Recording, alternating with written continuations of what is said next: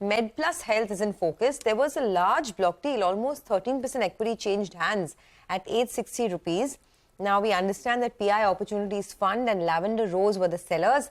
Fidelity, the government of Singapore, Steadview Capital were a few key buyers. So let's find out what's happening there. And of course about the business as well. Gangadi M Reddy, the MD and CEO at MedPlus Health Services, joins us now to talk about that. Mr. Reddy, good morning and thanks a lot for joining in. I just want to, check with you about these several block deals that have happened. Any indication from existing investors to sell? Any plans that existing investors have to sell? And, what could be the way forward? So we have only two large PE investors who have been there with the company since 2019. One of them, PI, has been there since 2019. So this is a planned exit for these guys. They actually own a significant portion of the company between Lavender Rose, which is Warburg Pincus, and PI. They owned roughly around 32%. And as private equity funds, their thing would be to exit at, intervals, I would say, in small portions. So this is part of a planned exit. This has come nearly 2 years after we have listed. And it is just part of the overall thing, that's all. So the company wanted to bring in some high quality, long only kind of investors. And, we kind of achieved both liquidity for our existing guys and bringing in some new solid investors. So now post this, sale, how much will the stake be that both these funds have, both these PE guys have, and will it be at that itself or any more planned exits that, the street should be aware of? I'm not really privy to what they are actually thinking, but, just going by what, usually happens in these markets and in PE kind of holdings and all, I expect they'll hold on to their stake for a while. I see absolutely no reason why they should be exiting right now at all. And given that, both their funds don't have any time constraint, I see no reason why they should be exiting anytime soon. All right, let's talk about business then, Mr. Reddy. It's the nature of their business, right? After they make their money, after the lock-in, they'll obviously want to take some money off the table. But as you said, you're not privy to that, so we'll keep that aside. Let's talk about business then. I think you added close to around 150 stores in the first quarter. What's the store addition plan for this year? And in the first quarter, I think you grew by around late 20s. Do you expect this kind of growth momentum to continue for the year? Absolutely. The guidance for this year was roughly around 800 stores odd. We are on track to do that. Our last two quarters will probably see a slightly higher number of stores coming in, but we'll probably get to that 800 number stores very easily. On the growth itself, I see no problem at all. We'll probably continue with the same level. But the one main thing which, has happened since last time I think we spoke was that MedPlus introduced a whole lot of products under the MedPlus brand name. And these are being sold at a discount of 50 to 80% discount. This we have done only in Telangana and Hyderabad, actually. Hyderabad and the rest of Telangana has seen a fantastic response from the customers.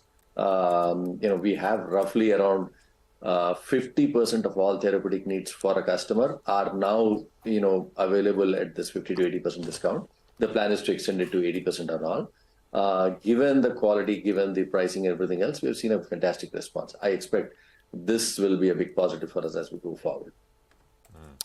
Mr. Reddy, I'll stick with business, but just to rewind a little bit, the funds that have sold, would you know if the fund itself was kind of wrapping up after whatever the fund life was ending? Or you said they're selling after almost 2 years of listing. So is it a lock-in thing? Just a purely a lock-in thing? No, it is not a lock-in thing at all. Our lock-in, they could have sold any time. Exactly. For them, they could have sold after 6 months. But one of them had actually come into the investment only in 2021. They sold a little bit in the IPO, not much. And so then they took their time to actually, liquidate a little bit more. So given that they hold such a large portion of the company, before this, they held nearly around 32%. And eventually they have to exit. The plan for us was always to let them get an exit in small chunks, 4, 5% at a time. So 4, 5% both. And given that the demand out there was pretty high, we ended up actually doing a little bit more this time. But yeah, that's the plan. We will need to get them out in small portions over a period of time and bring in good quality investors as they exit. Any particular investors who've come in that you're very excited about? I mean, any specialists in this field whose expertise, I mean, anything, the new investors who've come in, anything you can tell us about that? No, all the 3 or 4 guys who you guys mentioned, all of them are great and quality investors out there. GIC, SteadView, then we got Nippon, and I think we have also Fidelity. Fantastic set of investors to have on board. Okay. The stock has been under a bit of pressure lately. I mean, in the last 1 month, the stock has dropped 20%. And this entire industry is going through a bit of pressure. In fact, I wanted to talk about your diagnostics foray as well, because now you have 4 full-service centers. You have 100 plus of your own collection centers. How is it doing? Are you facing any competitive pressure?